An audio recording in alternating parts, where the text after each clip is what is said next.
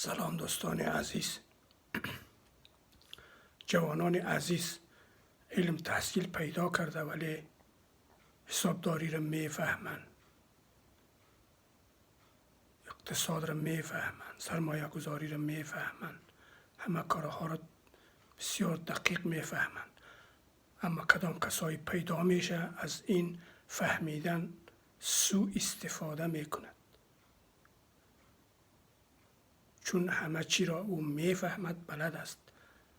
اما طرفش یک کسانی پیدا میشه، خصوصا مهاجران، زبان نمیفهمند، خیلی کم هم روزمره را میفهمند. مثلا قانونا را، بعضی چیزها را که ترانسلیت میکند، ترانسلیت هم درست بعضی چیزها را نشان نمیده، اشتباه نشان میده.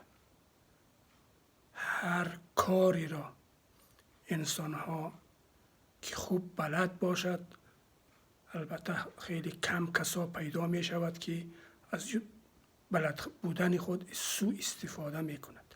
از اما مهاجر یا از کسانی که زبان نمی فهمد یا مثلا قانون را تجایی را بلد نیست، از اونها سوء استفاده می کند. مشکل اینجاست دوستان عزیز.